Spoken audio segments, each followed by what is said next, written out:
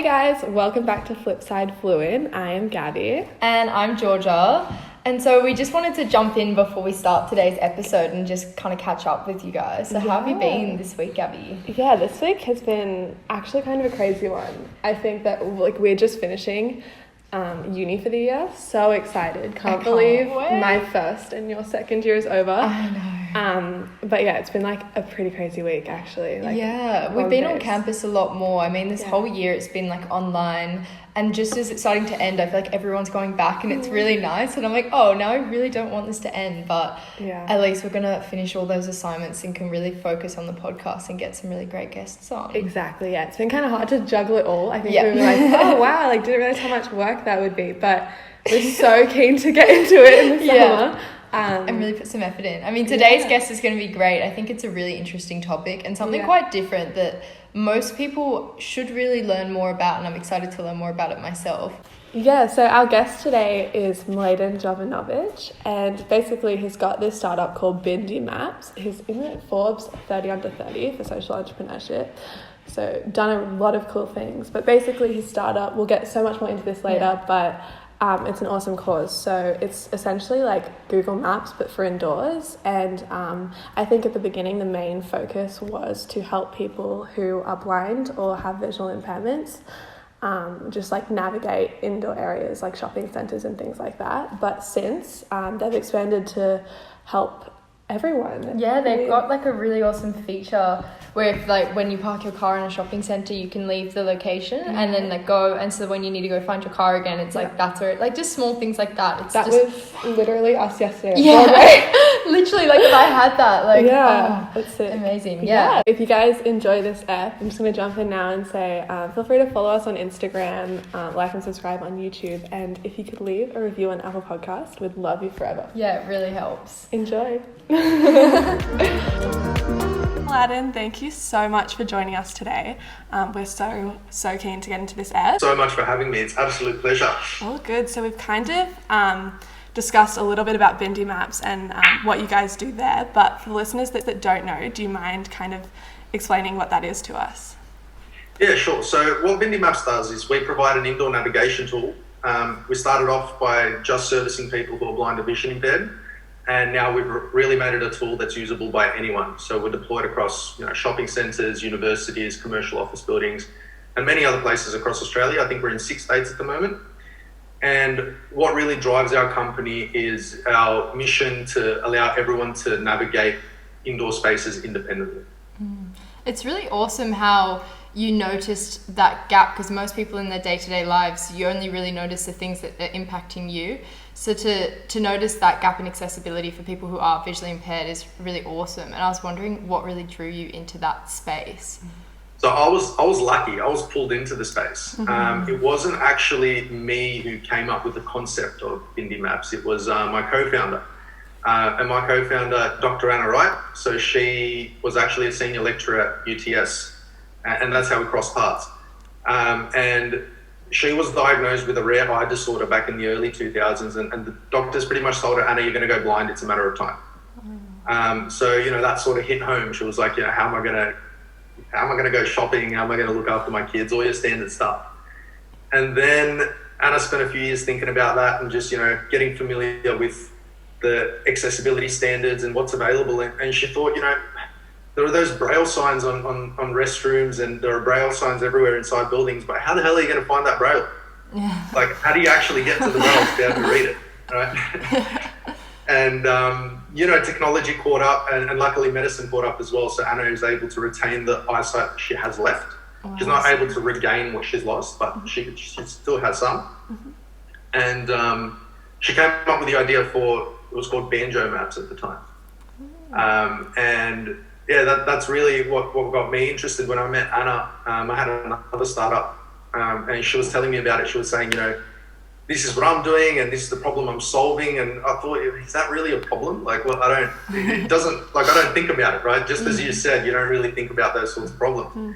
And I thought about it. I'm like, well, yeah, that is actually a good point. How are they going to find the braille? And so what I did was I spent a bit of time. I reached out to a lady that was in the Australian Financial Review. She published an article how universities weren't helping her. She was someone who's blind. And I reached out to her, and I pretty much did like a 30-minute interview. I just asked her, you know, what are the problems you're facing? And if you had a magic wand and you can wave around and change one thing, what would it be? And her answer was people. I would change people. Because she moved from the country to the city in Queensland to study and, you know, make friends and do all these sorts of things, but it wasn't that simple. And I'm like, okay, well, you know, I'm not a magician. I can't actually change people. You know, if it was something else, what would it be?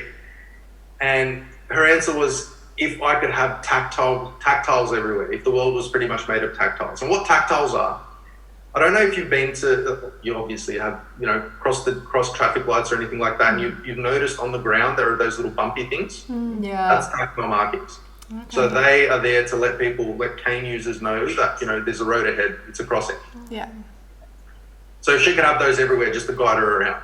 And then I explained the concept behind BindiMaps, and she was like, if something like that existed, that would completely change my life. And then at that point, I was like, okay, close down that company and jump on board with that. So I sort of got pulled into the space, yeah. Wow, that's awesome. And how did you find that process of finding this idea and a tool that's really going to help people and actually developing it into something that will physically work? That was difficult. I came on board just as the tech, so they didn't really have a working prototype. It was sort of like, okay, we know what sort of direction we're going to go in, but we haven't come up with something concrete. And that was because Anna went through an accelerator program. I'm not sure if you're familiar with She Starts. Yeah. It's run by Blue Chili and it's for female founders. So Anna went through that, and she had an awesome team. And so the head of product that was dealing with Anna's startup he actually ended up quitting his job there and moving over as a founder at BindiMaps. Wow. So that was awesome. And he's such a phenomenal guy, Tony Burrett. He's such a smart person. And he was the one that actually led the tech. So in the early days, when I joined, we pretty much had nothing. And it was just Anna and I before Tony came over. And we were just trying to sell a dream. So we started meeting up with airports and all these other places, and like we're pitching this business that doesn't really exist, right? So it was a little bit difficult. And then we were able to sell the dream just enough to be able to raise some money. And when we did that, we got Tony on board and we hired our first iOS developer. Now, with building the product, I'm not the brains behind the product at the company by any means. So from my view and from what was going on, it seemed like a very iterative process. So it was always start small, because I was always saying we need an analytics dashboard and we need these things and we need that. And Tony was always pulling it back, but okay, the core thing that we're solving is this, and this is what we need to focus on, which was really hard for me to grasp, right? I'm like, but no one's going to buy it if we don't have all these things, which isn't true, right? So we kept on going back, and it was always focusing on that core problem that you're solving. So a lot of our work in the early days was figuring out how we can get the right level of accuracy. Like how do we find out where the person is down to about a meter of error? And that's a really tough cookie to crack, especially for indoor navigation. So that was difficult. And a lot of the work that we did was on language. And we did a lot of research on how to effectively guide people through indoor spaces and actually allow them to get to where they're going, right? So if you think about it, if you closed your eyes and I told you walk straight for 50 meters and turn right, you're not going to end up where I'm telling you to go. You're going to end up somewhere completely different. So it was also that process of how do we improve the current wayfinding standards and how do we come up with a new way of guiding people through indoor spaces? Yeah, awesome. I'd be keen to know, like throughout that journey, I mean, you said that there was had to be a lot of reflection on going more micro, focusing more on the macro and what had to be done to really have a product. What were the biggest challenges for you personally throughout that journey? Ooh, for me personally, so at the company, my domain is sales and operations. So I had sales experience before coming into BindiMaps. I worked for a security company in the past. I was their business development manager, but nothing at this level. Now I was thrown into speaking with chief executives of multinational companies and things like that. So for me, the toughest journey was figuring out how to sell. That was one. And another one is so my background, so I did go to university, but I didn't really do too well. I was never an academic. I never liked spending too much time reading, learning, or anything like that. I was always out doing things. So for me, it was a really tough transition, going from not having such a high respect for content that's put out into the world, for reading books, for all these other things, and making that transition from, that having that sort of regard for learning into all I do is pretty much learning. Like, got to the point, it gets to the point now where Anna, she tells me, because I hate reading novels. I don't read novels. I think it's an absolute waste of time. I would argue against that point. Yeah, everyone says you're an idiot. You need to read a novel. Different strokes for different folks. But I hate it. I think, like, if I'm going to read a novel, I may as well watch the movie. Yeah. You see like a visual go-getter, like a kinesthetic experience. I just want it done. Yeah. So I only read, like, for example, I just finished reading the 80-20 principle. I only read non-fiction. I only read things that I can learn from, and I carry a highlighter with me, and I highlight all the important parts, and I summarize the book afterwards. That's and Anna was telling me, she goes, in about 5 years' time, no one's going to want to be a friend because you have nothing interesting to talk about. So that was a tough transition for me, going from like one end of the spectrum to the other. Yeah. And just really learning so much about sales that's pretty much all I do. It's just sales. So that was really tough in the early days. And going meeting after meeting and not getting anywhere, just because I wasn't clear on what I was doing. I was just going in there, fingers crossed. I hope this person says this is awesome. Let's buy it. And it doesn't work like that. So, so that was. What flipped the switch in terms of like sales for you? Like, what were the key things you had to change to make your strategy more effective? There were three. There was three key things. One was confidence. So no matter how much you know intellectually, if you're not confident in what you're selling, you're not going to sell it. And the only way to build up that confidence is if someone wants to buy your product, right? So it's sort of a chicken and the egg thing. So it was a long road getting that first sale, and then after that they started building. Yeah. So that was one. Two was credibility. So if you're a startup, if you've got nothing behind you, you may have a couple of awards, a few articles.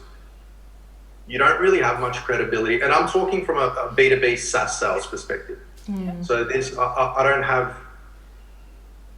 I wouldn't say any, but I don't have very much experience in B2C sales.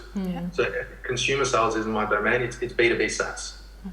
So dealing with large enterprises. And if you don't have credibility, and if you can't convince them that your company is going to stay afloat for the next 12 months, first of all, your product is worth something, and they should buy from you instead of Microsoft or something like that. It's a very tough road ahead. And the third one was improvement of sales processes. And this was really, really crucial, because when I didn't have clarity on my sales process, I didn't know, lead in, meeting scheduled, and, needs discovered. And I didn't have that process to guide me down that straight line so I can move them from each category. I was exactly what I said before. I was going into meetings hoping something would happen. And if it gets to the point of them saying, yeah, we're interested, I didn't really know what the next step was. I was just sitting there. I was like, okay, well, you're interested. What now? Like, I go to, that's great. How do we, like, what do we do? So that improvement in sales processes and really understanding sales really helps, because sales is the most uneducated profession in the world. Like, there are no bachelor's degree for there's no bachelor's degree for sales. There's online courses and stuff, but there's no formal education path. It's just something you learn. And as a result, I think sales is very undervalued in the professional world. Yeah. Like, a lot of people think sales is just something you do. Anyone can sell, which isn't true. That's not true. There's so many things behind sales and so many things you need to learn if you want to be somewhat okay. So I think they were the three turning points, and there was so much I learned throughout the process, especially around sales. Yeah, that's awesome. It's really cool, the journey of just kind of breaking down those barriers and just having to get out there and actually do stuff, because I always think that's the best way to grow yourself and what you're working on, is just pushing yourself out of your comfort zone and just having to take things head on.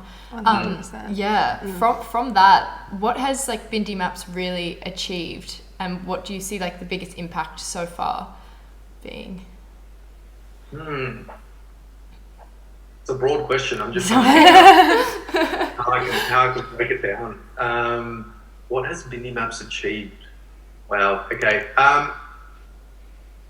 Product. So with the product, we've really done something that not many people have been able to do. And when I say not many people, I'm even talking about large multinational companies like Microsoft. Because for the first couple of years, all we did was product development. We did not sell. And what really got us to this point was going back and focusing on the problem of allowing people who are blind or vision impaired to independently navigate. Because when you're talking about that, you're not talking about general wayfinding for the sighted community.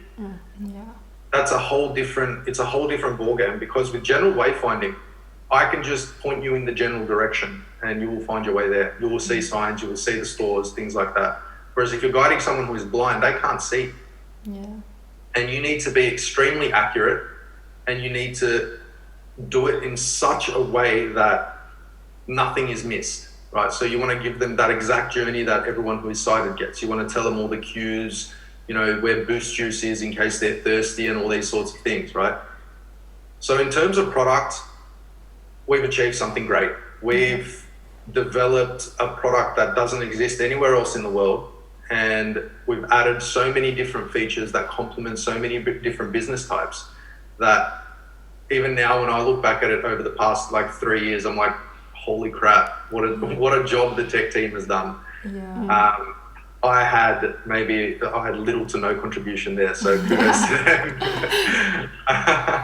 That was awesome. That's so amazing. So that's product. Impact. We're deployed across 6 states in Australia within 9 months of launching. We have had situations where this was actually at UTS. We had a lady walk to the front door of the engineering building, building 11, open the app, use the app. She's in her early 30s, I think. Use the app, make her way. You know how so building 11, you've definitely been. It's got the Harry Potter staircases. There's 15 different staircases. So she went from the front, she used the app, she went to the stairs, she found the right set of stairs, she went down the stairs, went to the cafe. I haven't been there in a while, I forgot what the cafe is called. The cafe on Penny Lane? Penny Lane Cafe. She went there, she made her way to the counter, and she was able to buy herself a cup of coffee, completely unassisted by any other human, right? So this was for the very first time in her life, and Anna was there, and the lady started crying, and then Anna started crying, and then they were just super stoked, right? So that life-changing event for that woman has been replicated many, many times across 6 states in Australia. So when I think impact, that's what I think. I mean, we've impacted businesses, and I'll chat about that next, but we've impacted so many different people in so many levels. But when I think about impact and BindiMaps in the same sentence, that's what comes to mind. That one specific scenario, and then just replicate it. So that's in terms of impact. And then in terms of sales and impact to business, our first big client was Stockland. I'm not sure if you know Stockland, they're a large developer. And they're really focused on sustainability and accessibility and inclusion. We did a proof of concept with them at Stocklands in Wetherill Park And as much as it benefited our business, we were able to hold a big day out. So what we do there is we engage all the local advocacy groups in the community to come along for the day. We had Guide Dogs, Vision Australia, we had the Cerebral Palsy Alliance, we had so many different people there. And we were able to actually get press along, and they documented the journey of these people coming in, putting down ones and twos. We did a survey. They put down 1s and 2s out of 5 on confidence of navigating the centre and willingness to return and all these sorts of things. Then we gave them gift vouchers. Stockland gave them gift vouchers, and we gave them the app, and we told them, go loose on the centre, come back in an hour.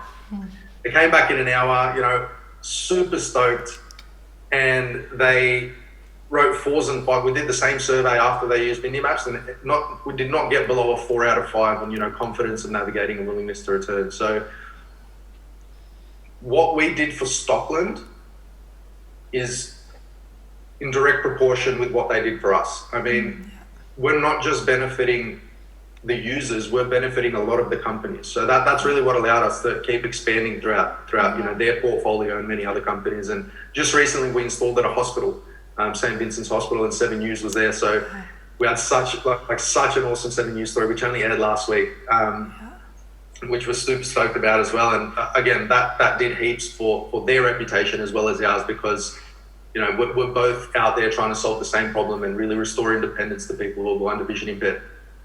That's awesome. I hope that answers your question. That's so great. I just think it's so beautiful, the independence that people get back, and it just allows people to have the same capabilities that any other person with sight gets. Yeah. And just the confidence that must bring to so many people is just so awesome. So awesome. Yeah, but think about it. Like the way people shopped before BindiMaps was you had 3 options, right?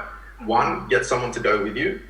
2, call in advance and get one of their people to escort you throughout the shopping centre if they have them on hand. And 3, don't go. Like they were your options. Yeah. But now you can just go whenever you want. You can get up and you can go to the shops and do whatever the hell you want. Yeah. In terms of where BindiMaps is currently available, what's the goal for expansion there? That is a great question. So when we started, we just thinking about BindiMaps and the concept and what it can do. We were like, okay, well, we're for everywhere. We're for all indoor spaces that are publicly accessible, which is true. And then we tried that scattergun approach. We're like, okay, so what are we going to do? Let's go everywhere. And that's what got us, a commercial office building, a shopping centre, we got the office of Yarra Trams, we got universities, we got so many different places. But we noticed that the biggest uptake was in shopping centres. So my focus shifted there. And then after a bit of research, we found that the problem of wayfinding is faced in 2 key verticals. And those verticals are shopping centres and hospitals. And now off the back of this hospital installation that we've got 4 other hospitals that have come forward, and they're like, okay, we need this, right? So what our plans are for development and growth, in the shopping centre vertical and with the large developers, we've been really establishing ourselves with the key lighthouse clients. So that's your Charter Hall, your Stockland, your ISPT, all the big players that have portfolios of 40, 50 plus properties around Australia. And once we get there, we know that if they don't have a presence overseas, they would have some sort of ties, right? So our plan for expansion in Australia is getting the lighthouse clients spread throughout their portfolios and then leverage that to expand overseas. With hospitals, it's sort of a rolling effect. Once you start offering the service in X amount of hospitals, and once that becomes a standard, like now we're even doing things like putting QR codes on referral letters at hospitals. So as soon as you get the referral, you scan the QR code and it guides you straight to the room you're looking for. So you don't even need to think about it. And that reduces, downtime of physicians and, machines that are sitting there on idle because people can't find the room, appointments being rescheduled. So many costs are saved, right? And once that becomes a standard, once you get a referral letter for one hospital and they have BindiMaps, and you get another one for another and they don't, which one are you going to go to? And then that's sort of going to be a roll-on effect for all the other hospitals. And commercial office buildings as well fall under the shopping centre category. Yeah. That's awesome. It's such a domino effect, like the way everything affects something else. But Yeah, it's so touching, like learning about this. Like I've never truly like thought in depth about how you would physically navigate something that's so daunting, like a shopping center. Because even I, in my day-to-day life, we use the maps that the shopping centers provide, and I'm like, I still can't find they the bloody confuse stuff. us. Yeah, so it's just like that impact is just really inspiring. Like it's so beautiful. And how much does it suck when you go to a shopping centre and you use one of those interactive kiosks and then you get halfway to where you're going and you've forgotten where you need to go? And then there's no interactive kiosk for like meters. Or you realise it's on a different level, so you've done the direction on the wrong floor, and it's just... Literally, exactly. So in terms of that like accessibility space, I mean, you guys are doing amazing stuff. What else do you think needs to be done, and what do you think that we and other everyday people should be doing to improve accessibility for everyone? That's a great question. And that could also be split up in several categories.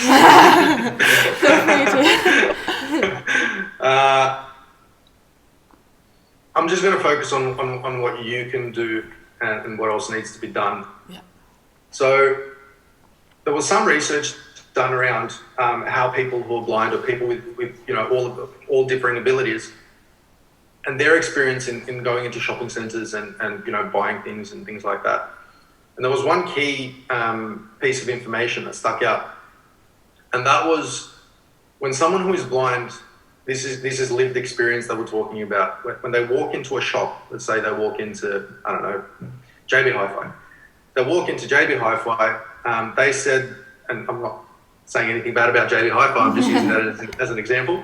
And they say when they walk in, they can actually feel the people behind the counters ducking, moving away, hiding behind shelves, all these sorts of things. And it's not because they're bad people. They're not bad people. They're not evil people. It's because they are removing themselves from situations where they don't know how to react. Yeah. And if I'm completely honest, I was 150% guilty of this before I got into BindiMaps. I never grew up with people with varying abilities. I wasn't from that world, and I had a lot of sympathy for people with differing abilities, but I just didn't know how to react in those situations. I actually had fear. I was scared whether, like, if I was to do something, whether I would offend them, whether I would hurt them, whether, all these sorts of things. And it may have looked like the things that I did, if I moved away, if I did any of those things, it may have looked terrible, like, oh, you're an evil person, right? But I actually didn't know what I was doing. So I completely understand what these people are doing. Yeah. And what that is just a lack of awareness. And I think what a lot of employers need to start doing is engaging these advocacy groups and, Vision Australia and Guide Dogs and all these other places, and actually providing training to their staff and putting them in real life situations where they have to, speak with people who are blind or vision impaired, or speak with people in wheelchairs, or, all sorts of people.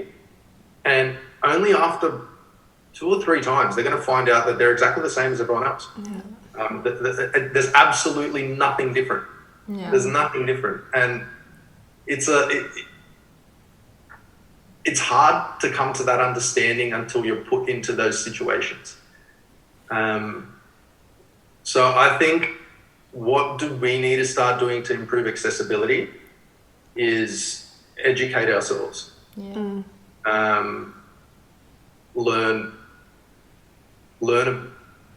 Learn about the things you don't know. Don't focus.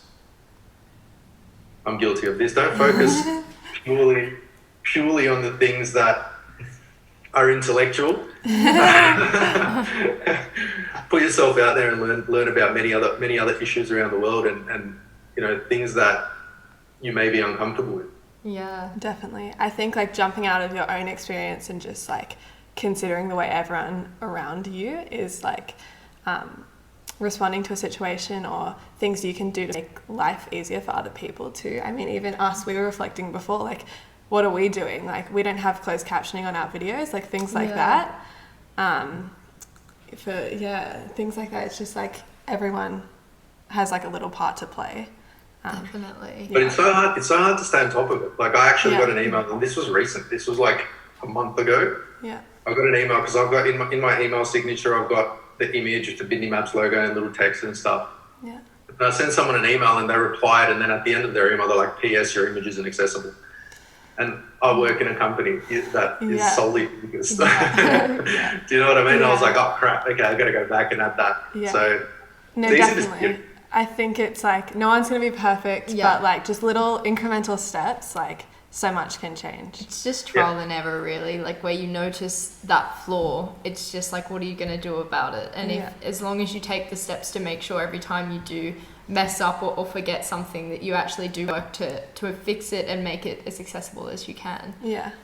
That's right. And it's all that awareness piece, right? You just, it's being self-aware, being aware of your surroundings and aware of what's going on. And once it's in the forefront of your mind, like you'll instinctively do things to change it and make it better. Yeah. Exactly. I think that's what's so beautiful about BindiMaps is you're thinking about a cause that's bigger than yourself and your daily life. It's putting yourself in a whole different set of shoes and really trying to live that other experience to try and make it as an enjoyable experience as possible and as equal as possible too. Yeah. Yeah, and when we started out with this company, we didn't really want to build an app that we thought was good for the blind and vision impaired community. So what we did was we worked very closely with people who are blind in every step of the development process. Just because for that reason, we had no idea, right? Like before I joined the company, I had no idea what the use of those, braille signs was if you couldn't find them and all these other things. So I think it's very crucial to also get your target market on board when you're building your product too. Definitely. I'd be so keen to hear kind of about your story in getting to BindiMaps. I mean, you mentioned that prior to that you weren't particularly interested in learning and education, things like that. I think that I just love hearing about people that have awesome careers and have done amazing things and how they got there. So I'd be so interested to know, like, what was your experience like in uni and how did you get to where you are?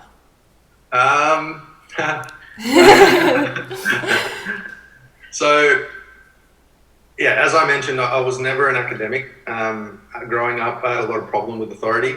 I wasn't university bound from school. I ended up failing my HSC completely. I got an asterisk because when I went in, I thought it was more interesting to draw smiley faces on the exams instead of actually studying. So I ended up failing school. After that, I took like a year off. I was a bouncer around King's Cross, pretty much all the city. And I was doing that. And then a friend of mine that used to copy off me in high school when we were in like year 9. And that was before work got hard, right? Year 9 was like general knowledge. He used to copy off me then, or year 8, I think it was. Anyway, I hadn't spoken to him in about a year and a bit. And I spoke to him and he goes, "I'm just starting at UTS." I was like, "What?" I was like, "How the hell did you get into UTS?" He used to copy off me. Oh. Yeah, and he goes, "Well, I left school. Obviously, I didn't get the marks." He's like, "I left school and I went to TAFE and I did my advanced diploma and I got into uni." I was like, "That's it." He was like, "That's it." He goes, "What do you mean that's it? Like it's hard." I'm like, "Couldn't have been that hard." He was like, "No, it was." I was like, "All right, which TAFE do you go to?" And he said, "Petersham." I'm like, "All right, I'm enrolling." I'm like, I'm gonna do. I did it just out of stubbornness, just to like. I had no idea what I wanted to do. I'm like, "What course did you do?" He goes, "I did an advanced diploma in business." I'm like, "All right, I'm doing it." And then I enrolled in Petersham TAFE. I wanted to go to the exact same TAFE, exact same diploma, just so I can show that it's not that hard. And I did that. I actually buckled down. I got like a distinction average. Awesome. And then I got into UTS. So I actually, before I applied, I asked him, I'm like, "Which uni did you go to?" He goes, "UTS." I'm like, "What'd you study?" He goes, "Business, double major in accounting and marketing." I was like, "Cool." Sounds yes. easy.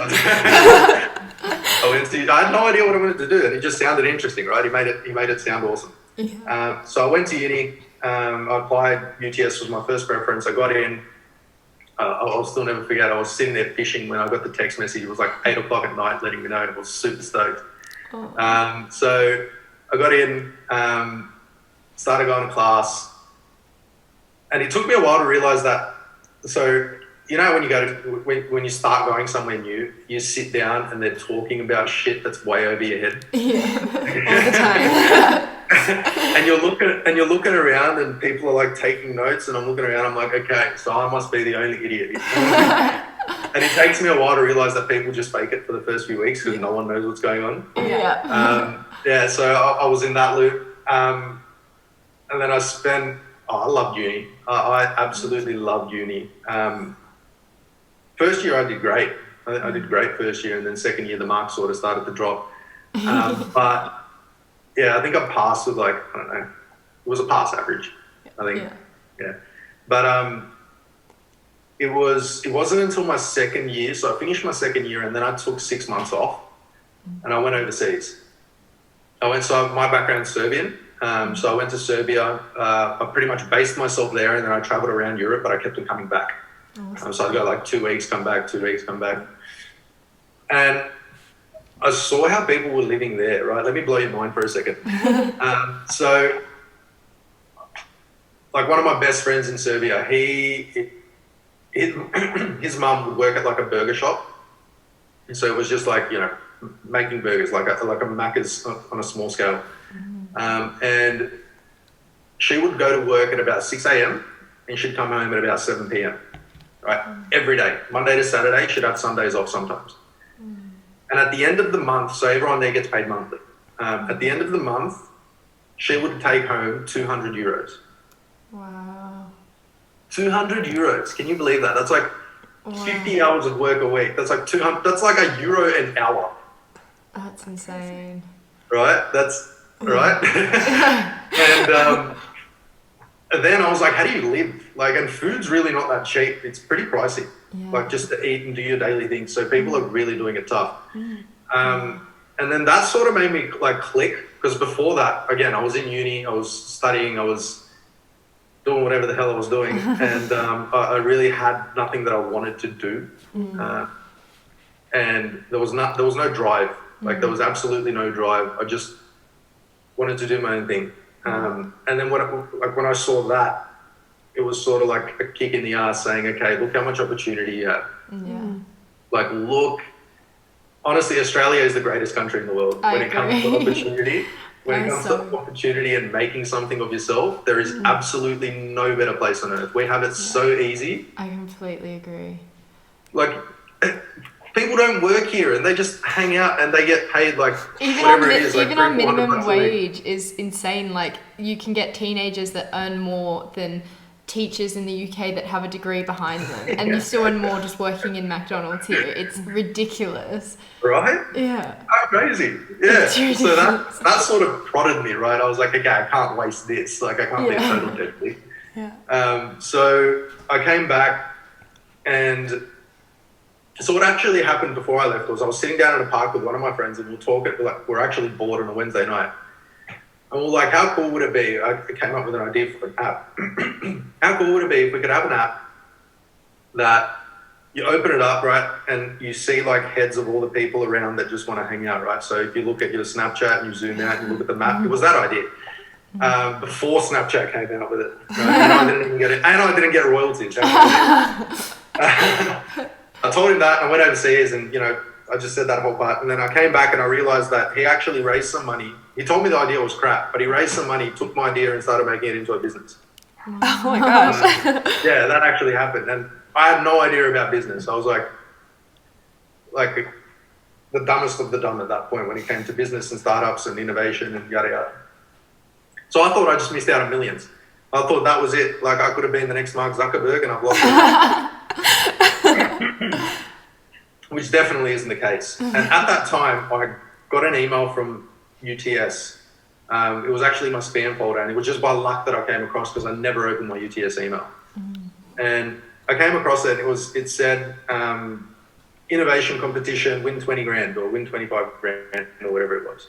I was like, what's innovation? I looked at it. It was like startups and stuff. It was like, come up with an idea, make a business plan, and bring it to life. And what was awesome, it was like, we'll help you do that. Like, we'll provide people that will guide you through the process. And I was like, sick. So I applied. And then that was when I just started it was like end of my second year, beginning of third year, wherever semesters crossover, how many subjects I had left. And I went in, and at that time I was working construction. And it was on a large infrastructure project. I can't say which one. And it was 6 p.m. to 6 a.m., Monday to Saturday. And I was doing full-time uni, and I was in that competition. So that competition ran over the weekends, and usually I'd have to sleep. Like, I'd go to work, I'd go to uni on the Friday, straight to work Friday night because it was around the city. And then Saturday morning when I finished, I'd drive to, do you guys know that car park at UTS, like right across the ABC building? Yep. Yeah. So I'd sleep on like level 6 in my car. Oh my gosh, that's a grind. Yeah. So I'd sleep there Saturday morning, brush my teeth in the car and everything, and then head out to that like the mentor sessions they had every Saturday. I did all that, and it was after like the first session where so they had like a hot desking thing. You go around to each mentor, and it was the first one was like, tell us your idea. And I walked in, and I came in with that idea, right? I came in and told him about this awesome idea, and it was going to be the next revolutionary social media app. And every single one of them turned around and looked at me and said, so what problem are you solving? I was like, what do you mean? What are you talking about? I'm like, it's an awesome idea. They're like, okay, but what's the problem that you're solving? I'm like, oh, I don't know, it's awesome. Like, yeah. And then very quickly I realized that it was rubbish. It was an absolute rubbish idea. And then the next lesson they taught me about problem identification. And then they taught us about so many other things, right? And then I had my eyes and ears open. I used everything that they told me, and I found a problem within the construction industry. And it turns out the problem was costing, over $4.5 million a year for construction projects and so forth. And then I actually started putting a business plan around solving that problem. And I came up with a two-sided marketplace for the construction industry where builders and contractors can hire subcontractors within close proximity quickly and easily. Wow. Came up with that, made a business plan, and I pitched it. And I remember because there was like heaps of people. There was like over 70 people in this comp. And I'd never won a competition before in my life. Like, what am I going to win a comp for? And, and I went in there, and I remember getting selected as the top 6. Wow. That was amazing. I told my dad, I told my family, told everyone I'm top 6, you know what I mean? And I told them all that if I was to win this, I'm selling everything and I'm making this business. I'd never run a business before. I was like, I'm selling everything, I'm throwing all the money into this business, and I'm bringing it to life. And my dad was like, look, just be happy you're in the top 6. Haven't won just yet. Yeah, it was like, look, just be happy, right? And I'm like, not happy until I get first. If I get first, I'm doing it. And then I ended up getting first. Wow. And I won that money. I still remember it like it was yesterday. It was the best feeling ever. And then I ended up selling everything and just starting the company and going for it. And then, I just learned so much along the way, going from not knowing what the word innovation went to, where I am now. It's pretty exciting. But another key thing that happened was I ended up going through UTS. Thank you, UTS. To the Startup World Cup. Oh, wow. Yeah, so they ended up paying for me to go, so I was representing UTS in Australia, and I ended up winning for the ICT category. I was stoked. It was insane. Oh my god. Yeah, man, I was You must have stoked. up your mate who told you to get the TAFE degree and gone easy. You could have seen the Facebook status. I was like, it wasn't coherent at all. It was just a bunch of numbers and letters and just saying I won. I was so stoked. And then I ended up coming back, and that's how I met Anna. Wow. So when I came back, UTS gave me an office space on level 6, I think it was, the accounting floor in the paper bag building. And Anna and I met they asked me to judge a pitch competition. So that's like pitching and sales is what I do. So they asked me to judge the pitching competition, and Anna and I were sitting on a panel. And then, so we sort of crossed paths in a hallway, chatted there, and then we sat on the panel. And then she was like, "Oh, I've got a startup." I was like, "Oh, cool, me too." And then we caught up for a coffee. And then, that ties into, she told me what problem she was solving, and then we went from there. So wow. there you go. So that's the life awesome. story. That's crazy how the just the small little steps that you take can lead to that final big picture, and how you said going into that TAFE degree, you had no idea what you wanted to do, and things just really came to you. 100%. I think you mentioned, like the opportunity we have, like in Australia especially, and actually like grasping onto those opportunities. Like no one like made you do that startup competition. Like no one made you go to TAFE, even though you were encouraged by a friend. Like that was like some like internal discipline and like that like hustler attitude, which it's awesome. I always think that's just like another thing about uni is you've got your degree, which is great, you're ticking off those boxes, but there's so much that uni provides that it's just it's so good to look out for those different things, because all those competitions and everything, you just don't know where that could lead you. Exactly. Right as you said that, I'm like thinking about all the spam email that I'm like not acknowledging. That's awesome. No, so with uni, I think when someone asks me what is the greatest thing about uni and what's the best thing that you got out of it, like what's the thing you learned, for networks. Yeah. It was networks. If I hadn't gone to uni, there's absolutely no way that I would be where I am right now. I didn't learn much, but that was just because of me. Like I didn't really focus much on my studies. Yeah.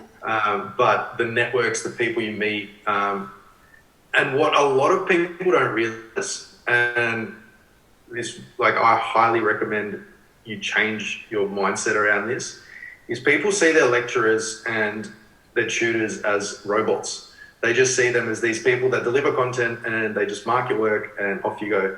Mm-hmm. But once I got up onto that, like into that office space with all the other lecturers and all these sorts of things, do you know how awesome some of them are? They've got such awesome lives outside of uni, and like, there's just so many awesome memories with those people. So just remember they're people. Yeah, that's so true. That's so awesome. Definitely gonna be hunting down some lecturers now. They help so much. Yeah. Like do you know how many times I lent on the faculty staff at UTS when I started my business? Like I needed contracts done. Like I'd reach out to the law faculty and just go see the professors there. I needed something else. I needed marketing done, right? I'd reach out to the marketing faculty. I'll go speak to one of the professors. And like they literally set aside an hour. Like one of these professors called me into his office and I went in there, never met this guy in my life, like just random guy. I walked in there. He pulled out like this awesome Chinese tea set. And he sat down, he had these little stools in his office, he put this tea set and he went, boiled water, sat down, we had tea and we spoke about law and contracts and all these sorts of things. I've never met this guy. So awesome. The strangest and most awesome experience ever. Oh my gosh. I wonder if that's our ethics tutor. You should do that. That's so fun. Yeah, no, definitely. Would you, I feel like there's such a big debate about university, like should I go, should I not go? And like a lot of emphasis on like pursue what you love, things like that, which so agree with. But in terms of, you spoke of the value of university for you, even though it wasn't necessarily like XYZ what you were like meant to learn from like syllabus or whatever. Like would you recommend young people go to university? I would say weigh up your pros and cons, weigh up your opportunity cost. Because I know some of my friends that finished year 12, didn't go to uni, decided to pursue a trade, and are like some of the most intelligent, wealthiest people I know. What I would say is if you're going to finish school and you're going to go get a job at a retail job or a Macca's job or something that's not a career, because you don't know what you want to do, I don't think that's the right option. I think if you don't know what you want to do, and you have the means, the time, and the support to go to university, go to university. if you don't want to focus too much on, if you don't want to pick a discipline, if you don't want to go down that path, that's fine. Do some other degree, meet people, talk to people. You'll figure it out as you go, right? Although what I'm not for is I'm not for you going to university because someone's put pressure on you or you think it's the right thing to do, but you would rather do something else. No, I don't think, I'm not a supporter of that. Go to university if you want to pursue the path of academia, if you want to get a degree, or if you don't know what you want to do. If there's something else that you want to do and something you want to dedicate your time to, by all means do that.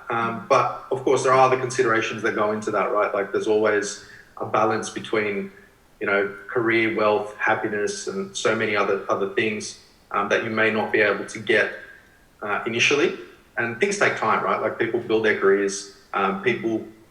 It takes time for people to get to a place where they're able to have that sort of freedom to do what they want. And I'm not even there yet. Like that takes a while. I'm just really stoked for that time to come, to be honest. I think it's such an individual thing as well with university. Like it's just very much like where you are, where your interests lie. Like you can go to university at any age as well. So it might not be straight after high school. Like I know I needed a gap year because I just needed to grow up a bit and see the world before I started studying. And I think, it's just I think people need to have enough faith to know that whatever decision they make, they're making the best one for themselves and their direction. And if you do feel directionless, then you should really consider, like, will I meet great people here? Because I think people forget that uni is such a social thing as well. You're going to meet so many great people and hear what they want to do. And it's very much like, oh, that sounds really awesome. I might look into that. Yeah. There's nothing like being around like motivated, inspiring, like young people that are just like G'd about life. Like even having friends like that and talking to people. Definitely. Constantly feeling like the dumbest in the room is like the best ever. That's really awesome, right? And I mean, just immersing yourself in everything uni has to offer, even if it's just getting out of bed and going to the city every day. Yeah. I mean, you're still around the professionals. You see people walking around in suits and, there's ideas all over the place. So I think that's really cool. Yeah. We were having this chat yesterday, actually. I feel like so many people hate cities and like the like buzz of it, but we were just like, I love it. It's so like motivating, like that, like hardworking, like the hustle and bustle. I love certain cities. Certain cities. Sydney, like especially that little bubble around like where the old train tracks were going down towards the Building 8, like that little area there, and like around the library and all those places. Love it. Like I love that place. That's awesome. It's so beautiful. But there are some places which suck. We're just lucky. Bubble area. Before we start to like head in the direction of wrapping up, what would be like your like main advice for people, like young people wanting to do cool things, wanting to get into social entrepreneurship, things like that? Few things. So I speak to a lot of people that have ideas and that have these problems that they want to solve. And there's a few things that I can say on that. The first thing is they always come to you in secrecy. They always come to you whispering the idea, not putting it out there, all these sorts of things. My advice there is that's the wrong approach. Get out there, get feedback. And I know it's hard because a lot of people like, it's not perfect. I can't, like, it's not ready. And it's like a baby, right? It's their own baby. They don't want to put it out into the world. It might get hurt, right? So just put it out there, get some feedback. It's a learning curve, and you're going to learn the most once you start getting feedback from people. That's one thing. Another thing is just do it.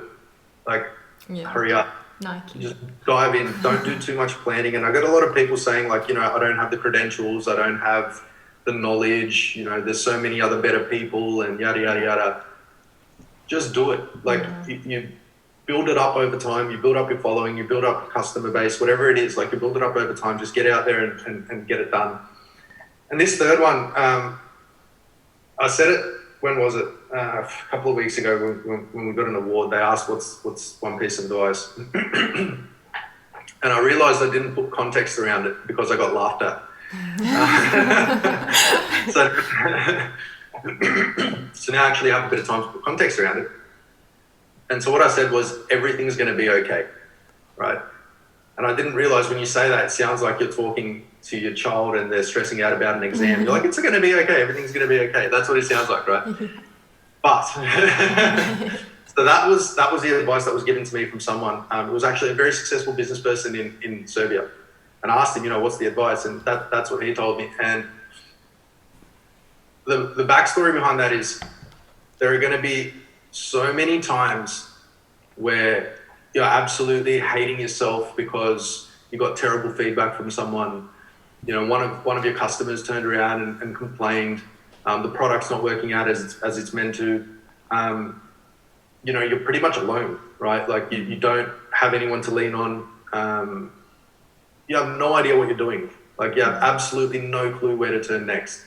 And I think it's really important that we don't just, especially when people ask, what's the advice you have? We don't just focus on how to get across, how to implement strategies and how to do all these sorts of things. I think mental health is a very big part of it.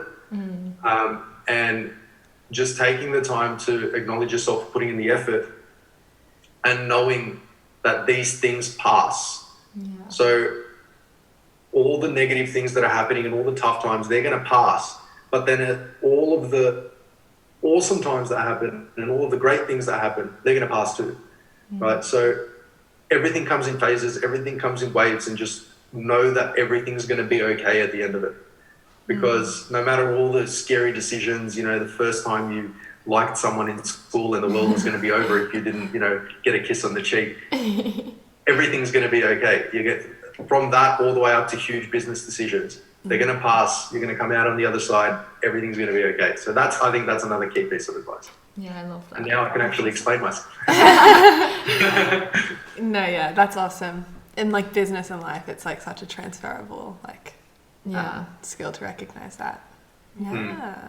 That was such a great chat. I feel so inspired to go look into more social impact stuff and stuff that hasn't even crossed my world or path yet. Honestly, thank you. It got my brain working. Hearing perspective on stuff as well. It was super, super cool. Awesome. I love that you're a UTS advocate as well, like us, because we love UTS. We are UTS's biggest fans. Right? Such a good uni. So good. That was such an amazing chat. I loved that one. Honestly, so impactful. It was awesome. Some things just really hit me in a different way. What an awesome guy. Yeah. It's so young. We just had a chat after we ended that, and he graduated in 2018. He's like 2 years out. The thing that really inspired me, because I know that, and we've said this a lot of our episodes, we're kind of coming in from a perspective where we're both quite academic. We like reading, we like learning, and that stuff has really come quite naturally to us. So speaking to someone who really struggled academically, didn't like the HSC, like got an asterisk, then was being a bouncer, and he saw what his mate was doing and goes, I want to do something like that and elevate my life. And so he went to TAFE and got into uni and took like that kind of non-conventional path. Yeah. And just from there, like just hearing about innovation and just wanting to try things, like he's got a very good confidence in himself because it requires that, and that's something that he did say really builds that up, and it's something I think is so important. So I think that was really amazing. Yeah, 100%. And in that whole story, there's like not an inch of like complacency. Like he was a hustler, like he knew what he wanted, and just well, not even, but just went out anyways. Like did stuff. Yeah, I like his drive just to try things, because I think those opportunities, like something like BindiMaps, is only going to come when you just put yourself out there into different situations. Exactly. And I also like how the perspective on uni is like there's different types of people, and people go to uni for different reasons. Some people have a very straight path, and they're going through the steps to learn the information to get their end job. And then for other people who are quite lost and don't actually know what they want to do outside of uni, it's such a great place just to meet people and speak to lecturers and really navigate yourself and build yourself up through that. Exactly. I mean, like for me, I didn't know what I wanted to do going into uni. But I still don't. Yeah, me neither. Yeah, that was sick though. And also just hearing about his attitude throughout uni, like sleeping in his car. Like I complain about being busy to you all the time. Like I feel so stupid when he now. said that, I was literally about to squeeze your leg and be like, we need to stop complaining about being tired and get our study done. I have a few 12-hour days and I cry. Like he must have been getting like 3 hours of sleep at that point. That's insane. But like, look where it led him. Like, I always, Yeah. like, obviously hustle mentality is very deadly, but if you have something that you really just want to do and you know it's a short-term hustle, like look where it got him. I think it's very worth it just to really push yourself sometimes to not be complacent and really go for it. That was so good. I want him back. I loved it. I was so Gene. I'm like, come back. That was so beautiful. I really hope awesome. you guys stuck through that whole episode, because I think there was just some really impactful things. It was such a fun app. And like we mentioned at the start of this app, we're so keen to get heaps into the podcast over summer and get really cool guests on. Yeah. And we're definitely going to take his advice and go and speak to some uni people. And, oh my God. And see where that can lead. Literally. Yeah. Thanks so much, guys. Have a lovely week. Hope you enjoy your Monday. And we'll see you next Monday. We'll see you on the flip side. Yeah. Take care. Bye.